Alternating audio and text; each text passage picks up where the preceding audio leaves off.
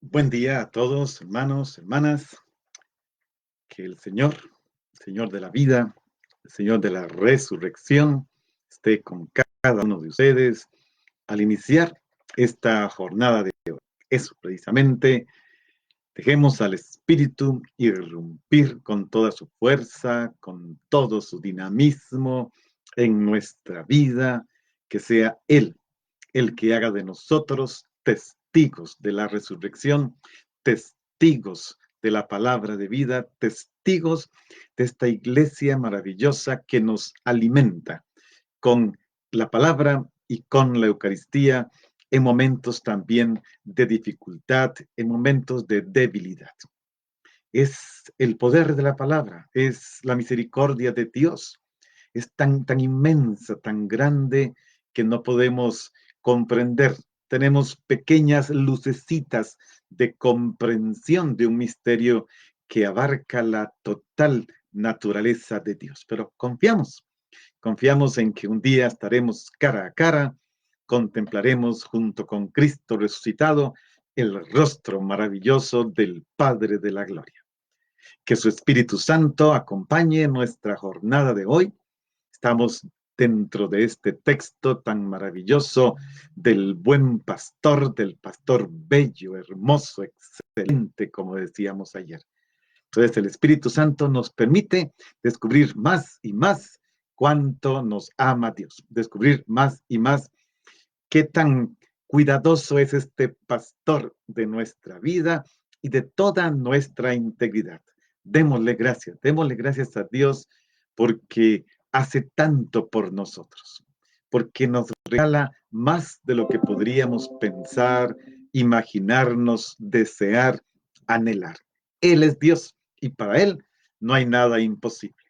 Bien, abrámonos a esta acción del Espíritu, que sea una hora de paz, de alegría, de gozo, de júbilo con el Señor vivo en su palabra. Hermanos, para hoy tenemos un texto que continúa este discurso del buen pastor, eh, de una forma ya con otros argumentos, pero volveremos a escuchar. Yo soy el buen pastor, o estas son mis ovejas, y qué es lo que ello significa. Así que les invito a buscar en sus textos Juan capítulo 10, versículo 22 al 30. Repito, Juan capítulo 10, versículo 22 al 30. Es un texto pequeñito, pero también lleno de contenido, como hemos ido descubriendo. Cada palabra de Dios nos abre perspectivas. Y como muchos de ustedes me han estado escribiendo por los diferentes medios que tenemos, eh, es eso. Ayer me compartían otras personas esta experiencia de perspectiva. Es que la palabra abre perspectiva, la palabra amplía los horizontes, la palabra nos saca de nuestro pequeño gueto, de nuestra pequeña comodidad, del Dios que nos hemos creado a nuestra imagen y semejanza y nos abre al Dios de Jesucristo. Es una maravilla, verdaderamente una maravilla. Y el que se deja tocar vive maravillas. El que no, pues queda encerrado, pero qué bonito, tantos mensajes maravillosos que leo todos los días en los diferentes medios de comunicación que tenemos sobre eso, cómo se está ampliando perspectivas y experiencias de encuentro con Dios. Bueno, Juan 10, 22, 30, antes de comenzar a leerlo, como hago todos los días, quisiera decir una palabrita sobre este diálogo que se establece entre Dios y el ser humano. Y podemos constatar lamentablemente que en nuestra época se ha difundido la idea de que Dios es extraño a la vida y a los problemas del ser humano. ¿Sí? Por todo lado, pareciera que Dios no tuviera que ver con los problemas, con la vida y la existencia del ser humano. No, todo lo contrario. Pero todavía más, algunos consideran que Dios y su presencia es una amenaza para la autonomía. Ayer, los que vivimos en Costa Rica, escuchando el discurso del presidente, pues da pena. Pareciera que hay que hacer todo lo que va en contra de lo que se ha dicho de Dios, de lo que Dios ha comunicado. Y pareciera que el gozo del presidente es destruir todo y nada más, como dice él, los datos y la ciencia. No, Dios no es una amenaza para la autonomía.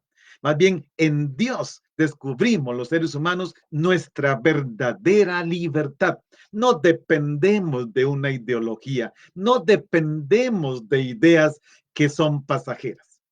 ¿Por qué? Porque todo el proyecto salvífico de Dios nos muestra que Él habla e interviene en la historia a favor del ser humano. Dios quiere la salvación total, como decimos ahora, integral del ser humano. Y cuando interviene en la historia, es para eso, para salvar y salvarlo todo. Él no quiere que algo del ser humano se pierda. Por eso nos resucita a una vida de plenitud. Es decisivo entonces para nosotros desde el punto de vista pastoral, y estamos haciéndolo ya en la sexta semana que llevamos, mostrar la capacidad que tiene la palabra de Dios para dialogar con los problemas del ser humano, para afrontar la vida cotidiana. Esta capacidad que tiene la palabra de Dios para dialogar con nuestros problemas. Esta capacidad que tiene para ayudarnos a afrontar la vida cotidiana.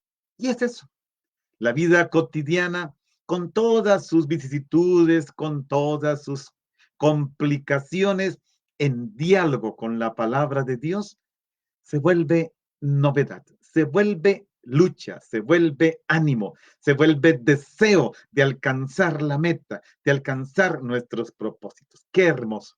Por eso les animo a que sigamos dejando que la palabra nos capacite para dialogar con Dios. Bien, con estas palabritas tan bonitas que están tomadas del Papa Benedicto XVI, que nos invita a descubrir este diálogo, leamos el texto. Juan 10, 22, 30, que dice: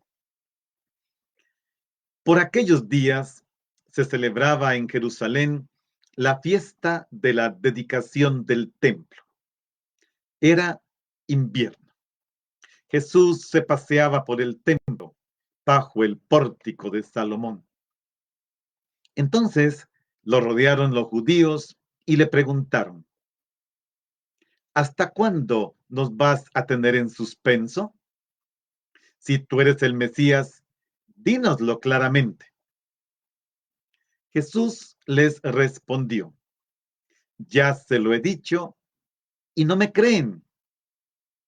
Las obras que yo hago en nombre de mi Padre dan testimonio de mí, pero ustedes no creen porque no son de mis ovejas. Mis ovejas escuchan mi voz, yo las conozco y ellas me siguen. Yo les doy la vida eterna y no perecerán jamás. Nadie las arrebatará de mi mano. Me las ha dado mi Padre y Él es superior a todos y nadie puede arrebatarlas de la mano del Padre. El Padre y yo somos uno. Una palabra, hermanos, maravillosa. Nuevamente Jesús anima nuestra vida cristiana y nos invita a sentirnos, a dejarnos abrazar como ovejas dóciles en su mano y en la mano del Padre. Sintámonos esas ovejas protegidas del amor divino. Vamos a entrar en el texto. En su momento haremos espacios de oración. Hoy no voy a poner el contexto amplio porque ya lo hemos venido diciendo. Estamos siempre en el capítulo 10, siempre en el discurso del buen pastor. Pero sí recordemos cómo nace esta reflexión. Habíamos dicho que el ciego de nacimiento ya curado, del capítulo 9 del Evangelio de Juan, se presentó a los fariseos. Estos duramente lo cuestionaron y finalmente lo expulsaron de la sinagoga. Con esto se muestra que la auténtica ceguera la tienen quienes no quieren reconocer en Jesús al Hijo de Dios, quienes no han creído ni en sus obras ni en su palabra. Y ahora, al expulsar al ciego de nacimiento, que en su ceguera física expone la ceguera espiritual de los fariseos, recuerdan a los malos pastores de Israel. Esos son los malos pastores, los que son incapaces de reconocer al Hijo de Dios. Ayer alguien me hacía la pregunta, entre las que llegan cada día, ¿cómo reconocer a estos malos pastores? ¿Cómo reconocer a estos lobos? Aquí está. Son estos que no reconocen a Jesús como enviado del Padre, no creen en sus palabras, y cuando alguno en nombre de Jesús se sana, no lo reconocen, más bien lo expulsan. Y aquí podemos recordar aquel texto tan hermoso de Ezequiel 34, versículos 2 y 4, cuando él profetiza y dice: ay de los pastores de Israel, que se apacientan a sí mismos, no fortalecen a las débiles, a las ovejas débiles, ni sanan a las enfermas, ni vendan a las heridas, no recogen las descarriadas, ni buscan las perdidas, y maltratan brutalmente a las fuertes. Esta profecía y este reclamo del profeta Ezequiel allá hace 2500 años. Pastores, eso, no apacientan, no fortalecen, no sanan, no vendan, no recogen, no buscan a todas las indefensas, y a las que están fuertes, a estas las maltratan brutalmente. Como pasó con el ciego de nacimiento, lo tiraron de la sinagoga. En vez de dar gloria a Dios, que un ciego había sido curado, ahora uno que puede ver, uno que podrá leer la palabra de Dios y proclamarla, lo tiran fuera. Y aquí, en este contexto precisamente, es que Jesús proclama: yo soy el buen pastor, yo soy el pastor bello, como decíamos ayer.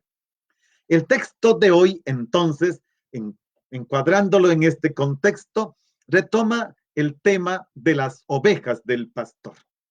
Y nos dice que la relación de el pastor con las ovejas adquiere un sentido nuevo en relación con la profunda intimidad que el Padre y el Hijo viven juntos, uno y el otro. Así termina el texto: el Padre y yo somos uno. En Juan 10:3, que fue el texto que escuchamos el domingo en la Eucaristía, Jesús afirma que las ovejas atienden a la voz del pastor porque lo escuchan y conocen su voz, lo que explicaría la relación que se va a mostrar más adelante en el versículo 27, precisamente porque Jesús viene a dar vida y vida en abundancia. Vamos a ver el versículo 22 que tenemos para hoy. Dice: por aquellos días se celebraba en Jerusalén la fiesta de la dedicación del templo.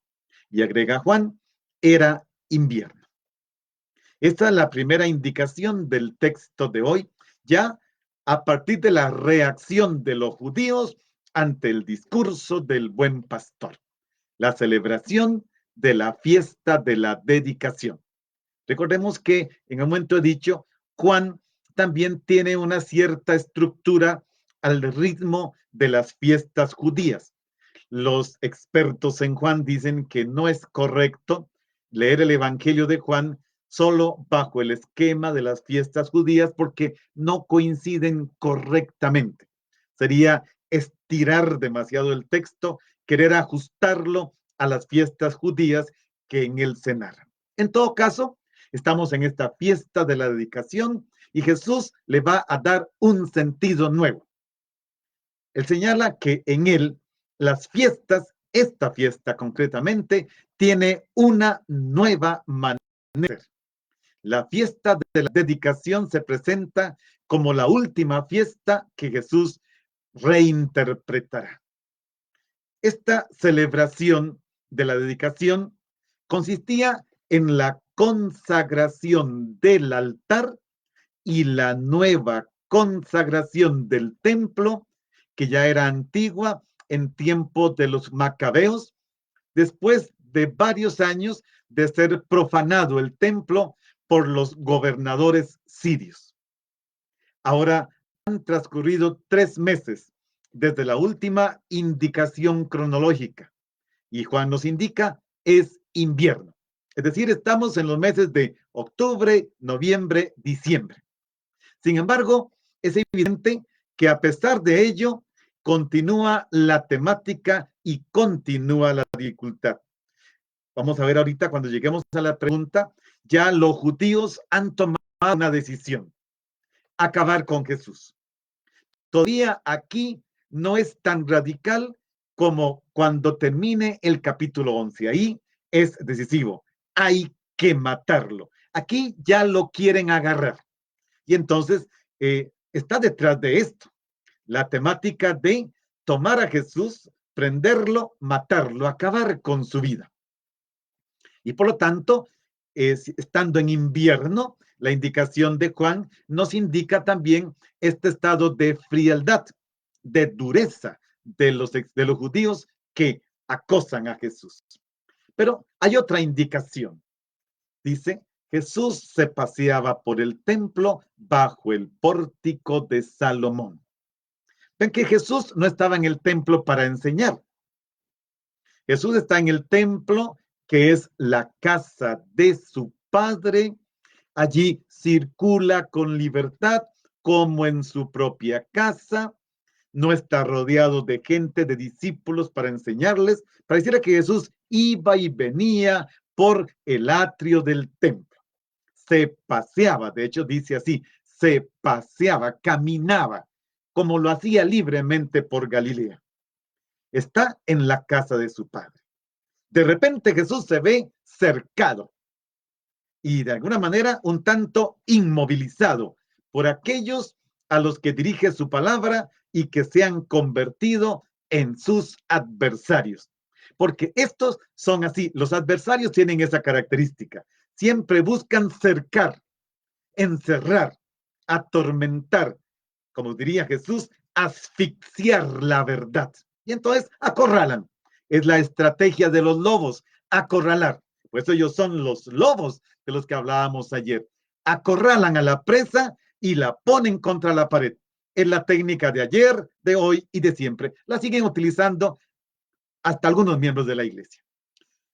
Entonces, sobre el lugar en que se desarrolla el texto, la alusión es clara, el pórtico de Salomón.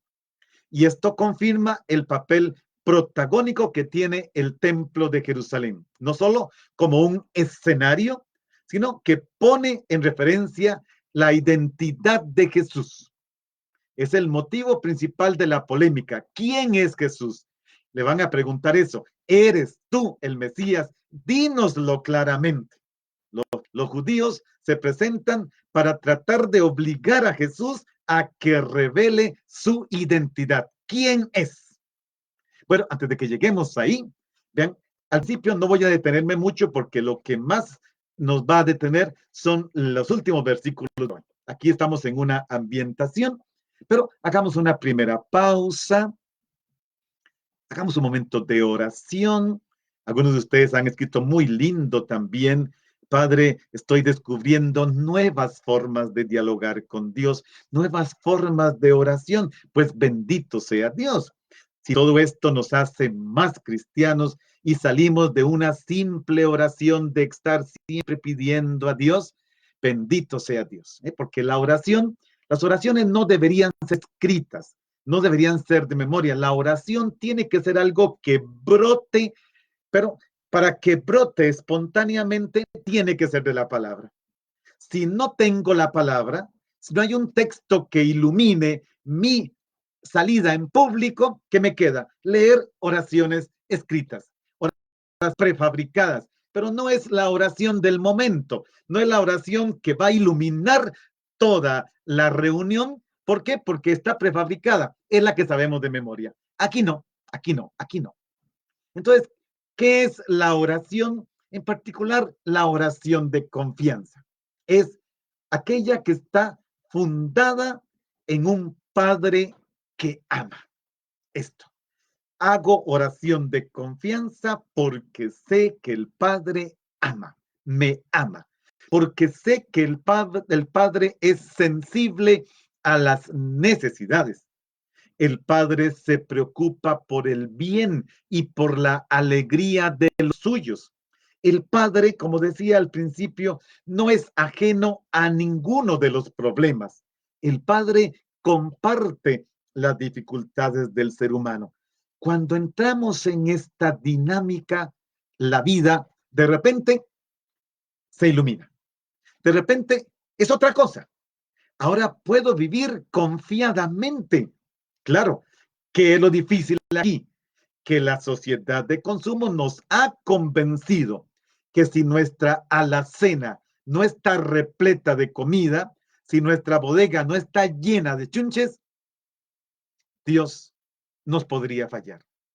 ¿Cómo vamos a experimentar la providencia de Dios cuando la casa está llena? Tenemos comida hasta para 2 meses en algunas casas, no en todas, en algunas no tienen. Entonces, ¿cómo puedo confiar en la providencia cuando la casa está llena? Bien, confianza es eso. El Padre ama, se interesa por mí, está metido en mi vida. Hagamos un poquito de oración. Padre, queremos entrar en comunión con Jesús, el buen pastor, escucharlo y seguirlo, abandonarme en sus manos, ser dóciles para vivir según su voluntad. Queremos que Jesús sea nuestro pastor, nos guíe, nos indique la dirección, el camino correcto del que habla el Salmo, y que este nuevo horizonte purifique nuestras motivaciones y deseos, de manera que deseemos alcanzar la plenitud, la realización total de nuestro ser, que proviene de la comunión eterna con Él. Padre, queremos vivir nuestra relación con Jesús en el presente, que nuestra vida esté en manos seguras. La confiamos a su protección, que es más fuerte que todas las fuerzas del mal que traen la ruina y la destrucción. Padre, hoy sabemos y confiamos que si Jesús nos protege, tú nos proteges. No podemos perdernos. Nada puede vencer su mano ni tu mano protectora. Ella se mantiene extendida sobre nosotros. Y por eso, Padre, confío en ti, confío en el buen pastor Jesús, tu Hijo. El versículo 24 nos presenta la polémica. Hace un rato puse el ambiente, vamos ahora a la polémica. Le rodearon los judíos, ven, lo acorralaron, lo encerraron. Ahí están los lobos y tienen a su presa. Y le preguntaron, ¿hasta cuándo nos vas a tener en suspenso? Si tú eres el Mesías, dínoslo claramente. Voy a detenerme aquí un poquitito porque hay un juego de palabras maravilloso. Es que, hermanos, es tan maravilloso descubrir cómo el autor del Evangelio, el Espíritu Santo y el que haya sido bajo el seudónimo de Juan, lograron plasmar estos detalles. Ahora se inicia la escena sobre la que se va a desarrollar la polémica entre Jesús y los judíos, que le exigen responda directamente a las preguntas. En la traducción que hemos leído dice, ¿hasta cuándo nos vas a tener en suspenso? Pero si vamos al texto griego, pónganme en atención. Le dijeron literalmente que hasta cuándo les va a quitar la vida. O sea, Jesús les quitaba la vida. La pregunta es, ¿hasta cuándo nos quitarás la vida? Vean qué cosa tan interesante. Ellos sienten que mientras Jesús no diga si es el Mesías, no lo diga públicamente, les está quitando la vida y ya lleva rato quitándoles la vida. ¿Y qué están planeando ellos? Quitarle la vida a Jesús. Terminando el capítulo anterior, habían tomado la decisión, hay que acabar con este. En el capítulo que sigue, en el 11, tomarán la decisión, hay que matarlo. Y ellos dicen, ¿hasta cuándo nos quitarás la vida? Cuando lo que quieren es que diga si es el Mesías, y si lo dice, le quitarán la vida. Vean qué lindo en el texto griego, porque hay un juego de palabras maravilloso. ¿Hasta cuándo nos quitarás la vida? Poco antes Jesús había dicho, en el versículo 19, que a él nadie le quita la vida, pero ellos sienten que él se las está quitando. Maravilloso. Aquí hay alguien que pareciera sí se las está quitando, Jesús, pero a él nadie se la puede quitar, porque como vamos a ver más adelante, dice, yo tengo libertad y autoridad para darla y para recuperarla. Lo cierto es que la pregunta no es inocente. Ellos lo asaltan, caen sobre Jesús como lobos para provocarlo a que diga una palabra que sirva de excusa para la condenación oficial. Así actúan los lobos. Ayer varios me preguntaron, padre, ¿cómo identifico a los lobos? Aquí están. Rodean, atacan, obligan a responder para matar, aunque sientan que mientras no lo logran, él les está quitando la vida. Es impresionante este texto. En el fondo, podemos decir, hay dos preocupaciones concretas por parte de los judíos. Una es la pregunta, ¿es Jesús el Mesías? Y la otra, ¿se iguala a Dios? Si Jesús cae en cualquiera de estas dos, su muerte asegura. Por eso la importancia del contexto de la fiesta de la dedicación en el cual Juan ubica esta controversia. Jesús revelará su identidad como hijo de Dios justo cuando los judíos están celebrando la consagración del altar y del templo después de la profanación por parte de los gobiernos sirios. Están allí celebrando la consagración del altar y él está pronto a ser sacrificado en el altar. Ellos quieren que Jesús se defina, que puedan comprobar desde sus criterios si es o no el Mesías. Dinos tú, ¿eres o no el Mesías? Queremos estar seguros. Quieren pruebas. Esta es la actitud de quien se siente dueño de la situación. Y entonces, ante los que se consideran amos y señores de la situación, dominadores del escenario, los novatos tienen que presentar pruebas. Los novatos tienen que presentar sus credenciales. De lo contrario, no tienen derecho ni a hablar ni a actuar. Esos son los lobos. Bien, los que me preguntaron fueron muchos. ¿Quiénes son los lobos? Estoy contestando. Jesús aparentemente no quiere contestar a esa pregunta intencionada, mal intencionada. Pero en realidad no desvía la cuestión. Él sabe. Les habla con un lenguaje más vivo, más radical, en consonancia con una forma de entender el mesianismo en clave distinta de los judíos. Y esto es lo que hay que hacer. Delante de los lobos hay que ser más sutil.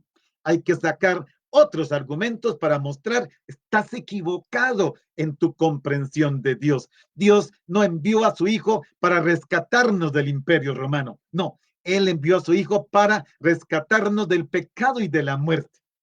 ¿Y qué pasa? ¿Cómo responde Jesús? Versículo 25. Ya se los he dicho y no me creen. Este es el verdadero problema. Las obras que yo hago en nombre de mi Padre dan testimonio de mí. Pero ustedes, versículo 26, no creen porque no son de mis ovejas. Quedémonos en el versículo 25. Jesús inicia su respuesta recordando las obras que hace. Recordemos la obra última que había realizado fue la de la curación del ciego de nacimiento, que podría ser la obra más grande que Jesús hubiera hecho, porque como dice el mismo ciego, nunca se ha visto que un ciego de nacimiento pueda ver. Todavía falta la obra más grande todavía, el capítulo 11, cuando resucitará, devolverá a la vida a Lázaro. Y estas obras las hace Jesús no por su cuenta, las hace porque son las obras en nombre de su Padre. Y aquí están estas obras. Pero Jesús sabe que no se trata de dar pruebas. Además, darle pruebas a los lobos no adelanta nada. Cuando una persona no quiere aceptar el testimonio de alguien, no hay prueba que valga para que piense de otra manera. Hermanos, yo vivo esto todos los días. El problema de fondo es la apertura desinteresada de la persona hacia Dios y hacia la verdad. Donde hay esta apertura, y el problema es que aquí los judíos no la tienen. Dice Jesús, se los ha dicho, pero no quieren creer. Pero donde hay esta apertura, Jesús es reconocido por sus ovejas. ¿Qué dirá en 18:37?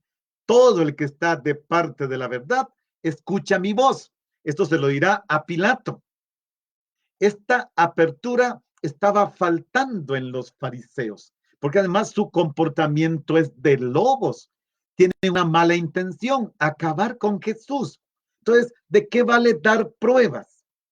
Uno puede hacer el discurso más hermoso, puede resucitar muertos. Jesús va a resucitar a Lázaro en el capítulo 11. ¿Y qué pasó?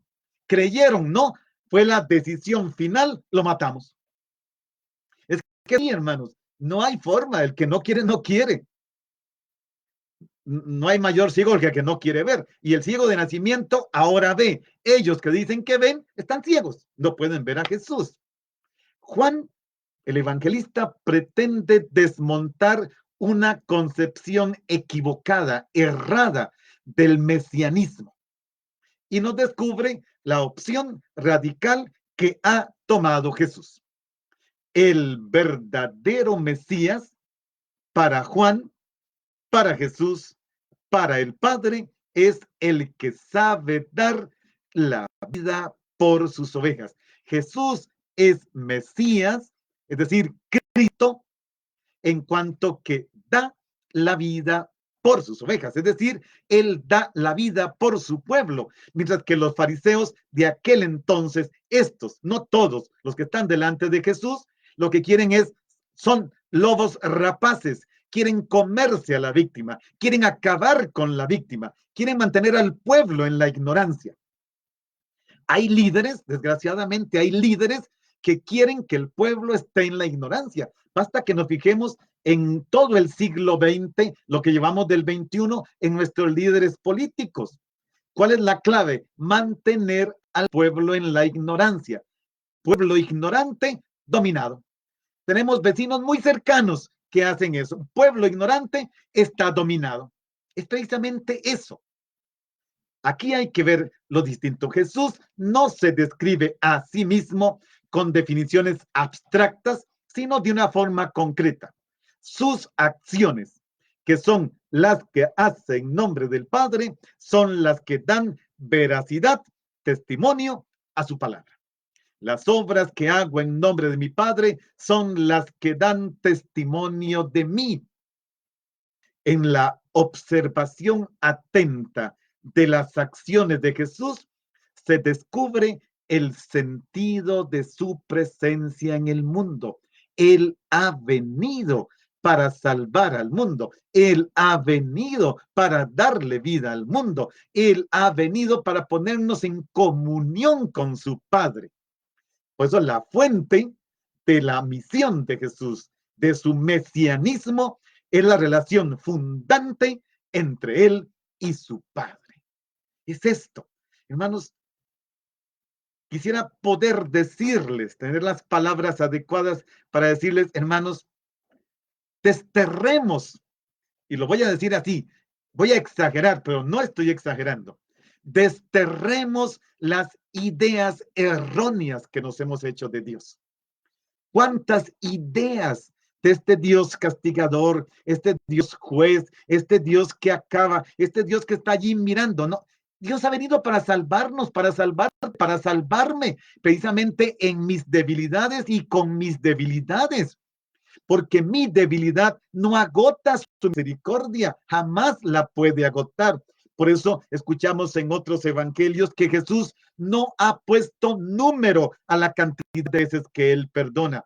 No tiene número, no hay forma de llegar a un número. Es infinito su número, siempre y cuando yo reconozca mi debilidad delante de Él y su eternidad, delante de Él y su unidad con el Padre. Allí descubro la misericordia de Dios y descubro que no tiene límite y que el perdón no tiene un número determinado. Te voy a perdonar 70 veces 7. No, Jesús no le puso un número. Le dijo a Pedro 70 veces 7, es decir, todas las que sean necesarias. Y eso mismo hace Él. Pero tenemos que creer en sus obras, creer que sana, creer que da la vista, creer que resucita. Entonces, sí, ahí sí que descubrimos, se nos abre otro mundo. De repente estamos delante de algo que no conocíamos, pero nos encantan tanto las ideas de Dios que nos hemos hecho. Por eso Dios prohíbe las imágenes, porque cuando tengo imagen de Dios, ya Dios está encarcelado. Ya, hasta ahí llegó. Y en el momento en que me hago una imagen de Dios, Él está en otro lado. Ya se va, no tiene nada más que hacer. Ya lo momificaron. Hagamos otro momento de oración. Hermanos, la oración de confianza es saber que Dios es cercano. Dios es alguien con el que se puede contar, pero Él no está a nuestra disposición. Yo puedo contar con Dios, pero no lo puedo poner a mi disposición. Él no está a nuestro alcance. Él no es manipulable.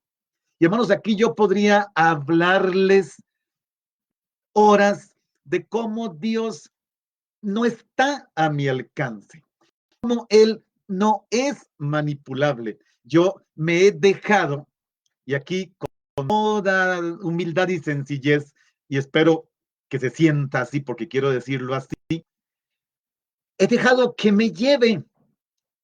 Y hermanos, me ha llevado por donde jamás imaginé. Cuando yo entré al seminario pensando que respondía a su llamada y luego me fue confirmando el proceso formativo, jamás pensé que iba a vivir lo que he vivido. Jamás pensé que iba a estudiar donde he estudiado y tener lo que hoy tengo. Jamás pensé que me llevaría por toda América Latina, que me llevaría por todas las diócesis de nuestro país, que me llevaría por tantas comunidades al encuentro con miles y miles de catequistas, al encuentro con cantidad de presbiterios. Jamás pensé que eso iba a pasar. Pero Él es así, porque yo puedo contar con Él, pero no puedo poner a mi disposición, Señor, yo solamente estar aquí en mi parroquita. No, a mí me dijo el obispo, Monseñor Ignacio Trejos, un saludo, Monseñor, Dios bendiga. William, cada uno en lo suyo, y lo suyo es educar. Y desde entonces, como palabra de Dios, así se quedó. Y mi actual obispo, Monseñor Enrique Montero, saludos, Monseñor, igualmente me lo dijo, William, acepto, hazlo en nombre de Dios, cuentas con la bendición de Dios y cuentas con mi bendición. ¿Qué más quiero? Tengo que dejarme nada más. Luego, Dios da por dónde me lleva. Jamás pensé que íbamos a hacer esto que estamos haciendo. Dios es el que se encarga. Me cambió la cuarentena. Yo había planeado tantas cosas y terminé haciendo este programa que no había planeado. Dios no es manipulable. Dios no es a nuestro alcance, pero podemos disponer de él. Me alargué con esta explicación, pero ¿qué vamos a hacer? Hagamos un momentito de oración. Padre, a Jesús no somos números de una gran masa de gente. No. Jesús nos identifica claramente en el cálido ámbito de una gran familia. Conoce nuestra historia, nuestras dificultades y defectos y todas las características de nuestra personalidad. Padre, Jesús nos conoce y nos acepta como somos porque nos ama. Nos introduce en la relación más profunda que habita en su corazón, la amistad contigo, Padre. Esta amistad es eterna. En ella nos ofrece vida eterna.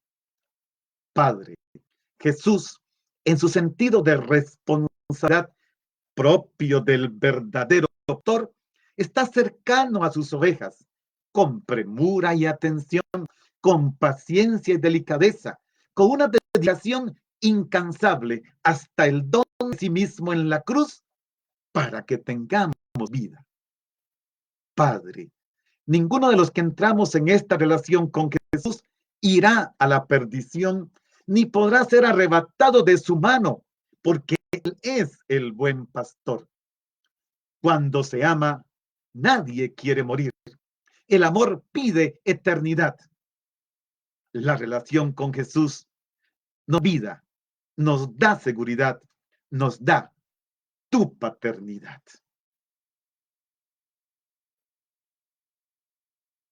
Vamos al versículo 26. Pero ustedes no creen, y aquí Jesús hace una revelación un poco complicada. Les embarra en la cara, como me gusta decir, les embarra en la cara, ustedes no creen porque no son de mis ovejas. Qué bárbaro, Jesús. Ese día se le subió el apellido. Jesús afirma ahora el motivo de la incredulidad de los judíos. No pertenecen a sus ovejas. El pertenecer se convierte en una palabra de suma importancia. Este verbo permanecer, meno, el verbo en griego, en el Evangelio de Juan es uno de esos verbos clave, tal vez el tercer verbo. Primero es creer, ver, permanecer. Es un verbo clave. Después, creo que en esta semana lo vamos a ver, en la que viene, cuando lleguemos a este verbo permanecer, ahí me detendré. Tiene un lugar importantísimo en el Evangelio de Juan. En la pertenencia se define la identidad del discípulo.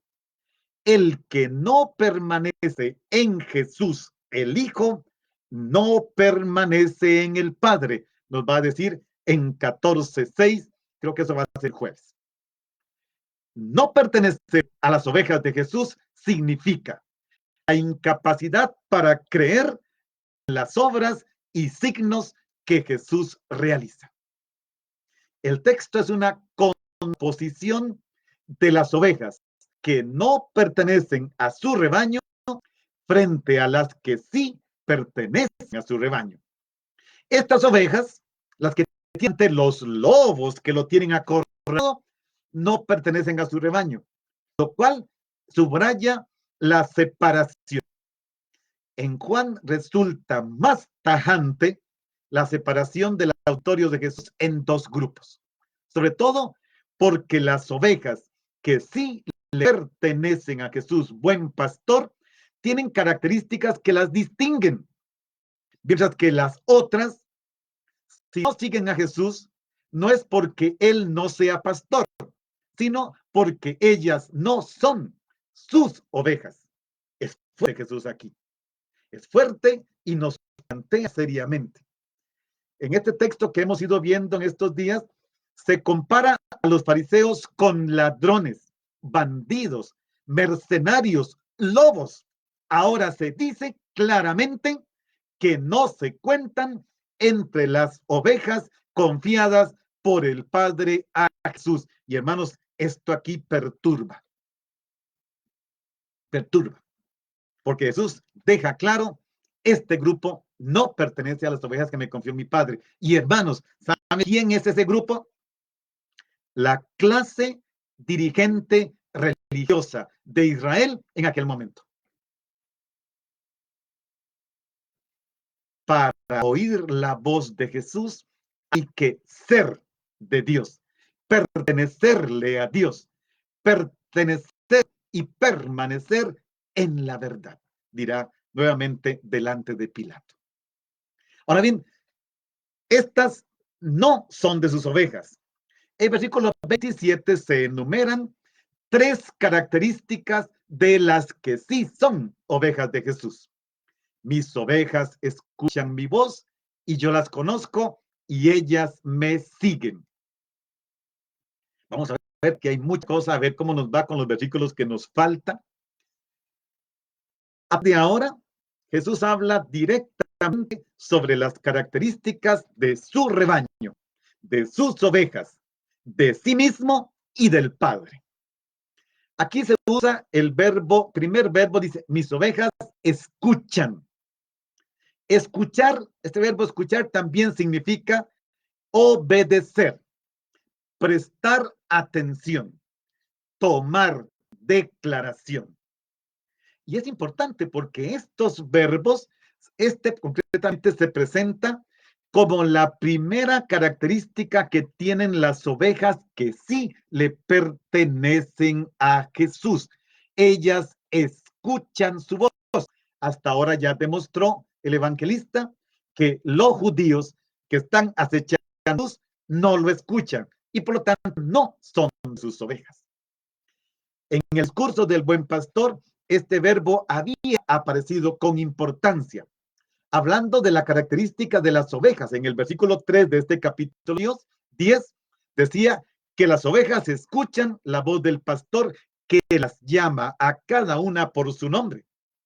Se usa la imagen del pastor que al hablar es reconocido por las ovejas, pero en escucha que implica prestar atención, escuchar la voz, identificar la llamada, reconocerla y obedecer.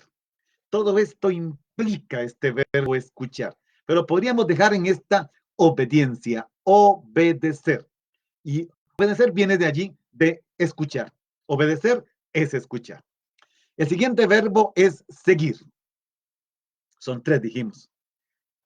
Me escuchan, las conozco y me siguen. El verbo conocer lo vi ayer. Para no extenderlo, vamos a dejarlo por fuera y nos vamos a concentrar en el tercer verbo, que es el verbo seguir. De él no hemos hablado. El verbo seguir tiene una significación profunda, porque significa seguir, pero no es simplemente un seguimiento a distancia. Voy a explicarlo con lo que nos está pasando hoy. Hoy tenemos que seguir a la otra persona, todo es en fila, ya no hay ningún lugar donde no haya que hacer fila. Y uno sigue a otra persona y la sigue a una distancia de 1.8 a 2 metros. No es seguir con una distancia. No. Seguir significa que se va detrás de una persona en concreto porque se es discípulo de esa persona. En este caso, seguir es ir detrás del buen pastor que conoce a las ovejas, porque escuchan su voz y entonces lo van siguiendo. Es muy interesante porque yo tampoco sabía esto, ahora ya lo sé.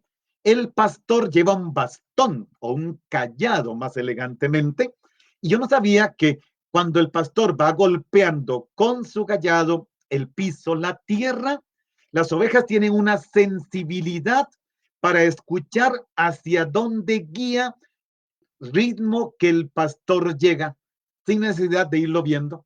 Van escuchando por la sensibilidad que tienen el golpe del bastón del pastor.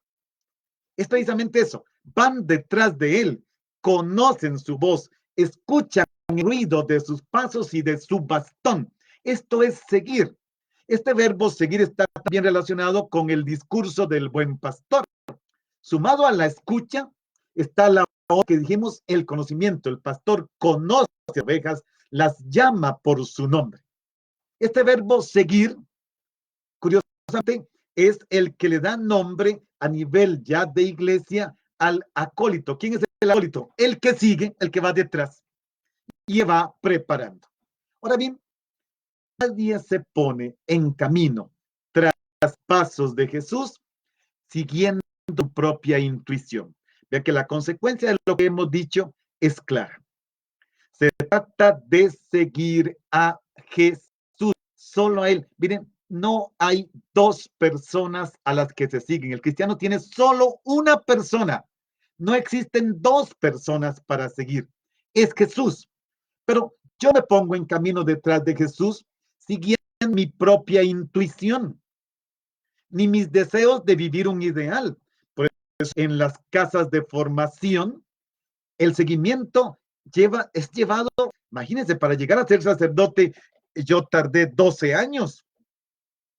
De esos años, 10 me los pasé sentado en un seminario. Luego 2 años de una experiencia más que le pedí al obispo. Es eso, o sea, para tratar de discernir si este es el querer de Dios o si es que yo estoy siguiendo mi intuición o mis deseos o los deseos de mi padre o si simplemente estoy queriendo vivir un ideal. Jesús no es un ideal, es una persona. Yo sigo una persona, no un ideal. El idealismo es otra cosa. Seguir a una persona es el ideal de él, ni siquiera el ideal de perfección. Es Cristo, es a Él. Y comenzamos a seguirle verdaderamente cuando nos sentimos atraídos, llamados por Cristo. Por eso la fe consiste primordialmente no en creer algo sobre Jesús, sino en creer en Jesús, en creerle a Él. Eso, se trata de eso. Vean qué texto tan bonito, estas 3 características de las ovejas. Lo escuchan, Él las conoce y ellas lo siguen. Ahora nos dice el texto, versículo 28, yo les doy la vida eterna y no perecerán jamás. Vean qué lindo lo que sigue. Nadie las arrebatará de mi mano. A ver, va, porque ya el tiempo se nos va agotando y falta bastante todavía. Porque aquí es donde debía haberme detenido más hoy. Está el verbo dar. Dice, yo les doy la vida eterna. El verbo dar que está aquí tiene el sentido de conceder, de otorgar, de dar permiso para algo. Tiene el sentido de entregar o de confiar. O sea, la entrega de la vida eterna supone una acción voluntaria y el Evangelio de Juan, dar es un aspecto de la actividad divina. Es Dios el que da. Por eso, el verbo dar en Juan está relacionado con Dios o con Jesús y con el Espíritu Santo. Jesús nos da el Espíritu Santo. El Padre nos da el Espíritu Santo. El Padre nos da a Jesús. Jesús nos da a conocer al Padre. Siempre está relacionado en esta acción trinitaria. Jesús dice, yo les doy la vida eterna. Y hay un detalle muy importante. La forma como está el verbo aquí, otra vez, el verbo está en este presente continuo. Si tradujéramos bien el texto, tendría que decir, yo les estoy dando la vida eterna. O sea, les estoy dando, les sigo dando y les continuaré dando la vida eterna. Es algo que no tiene fin, es algo que no se hunde, es algo que es permanente.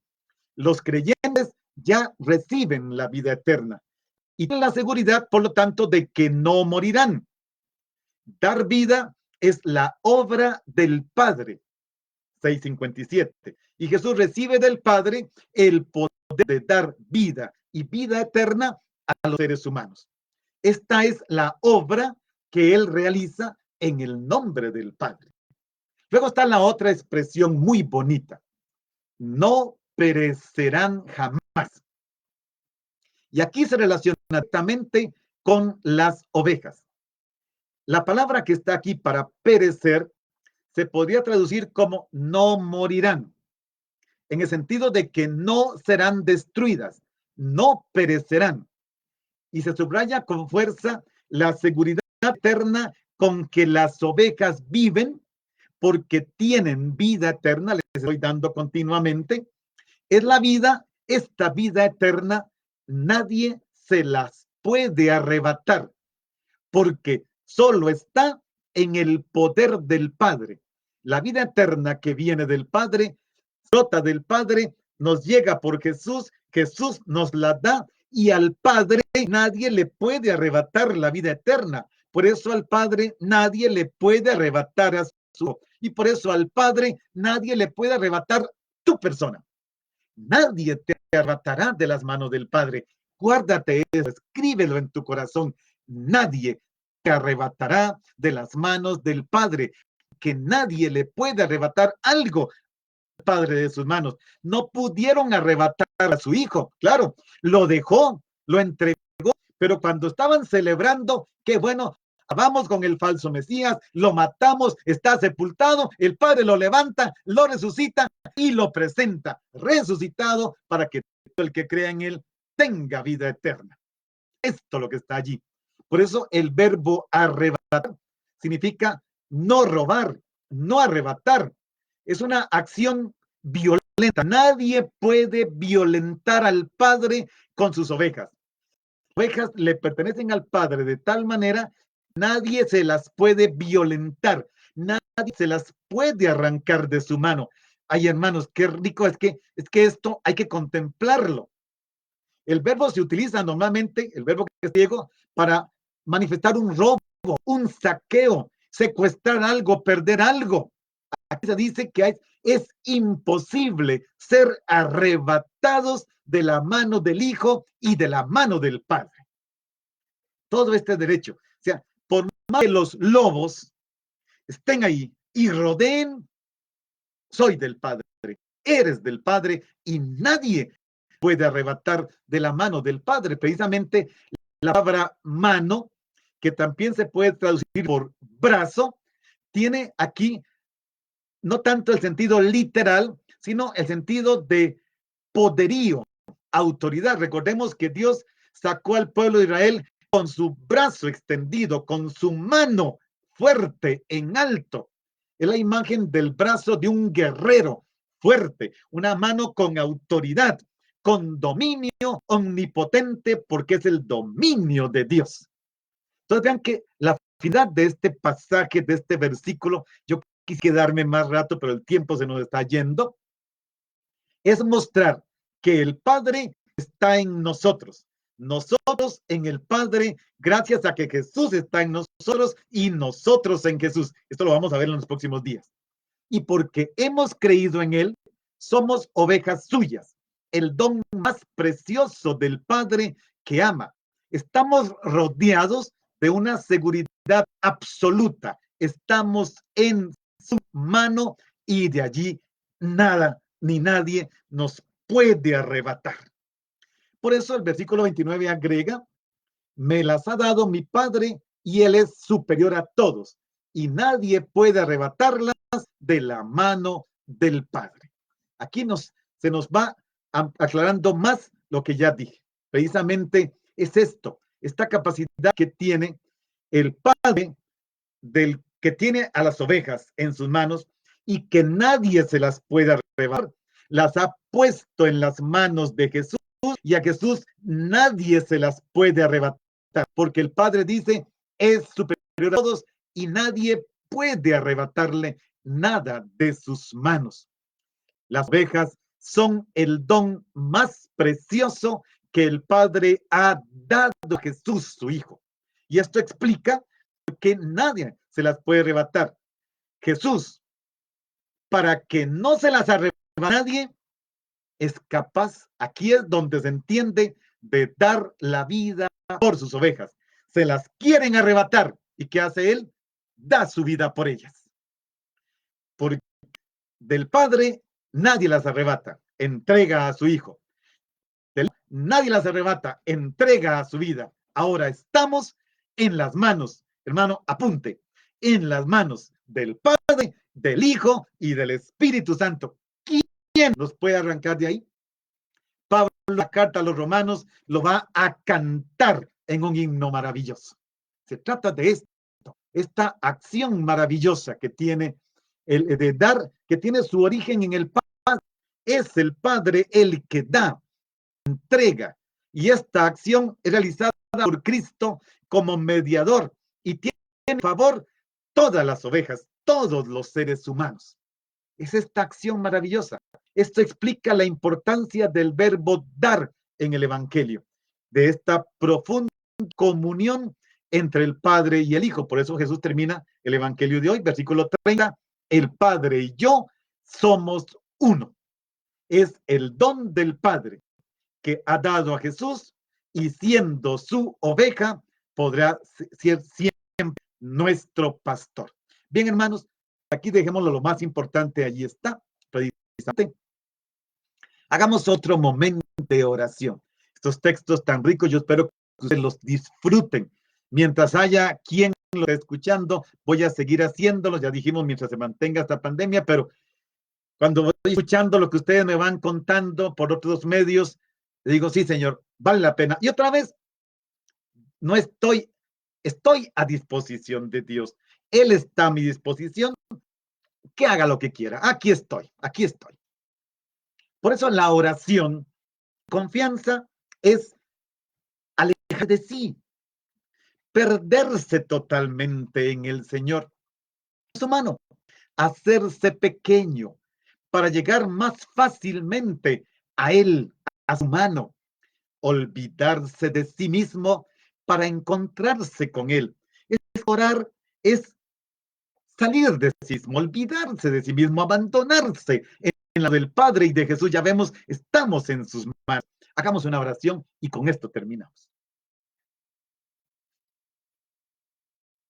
Padre, Jesús no es un pastor asalariado.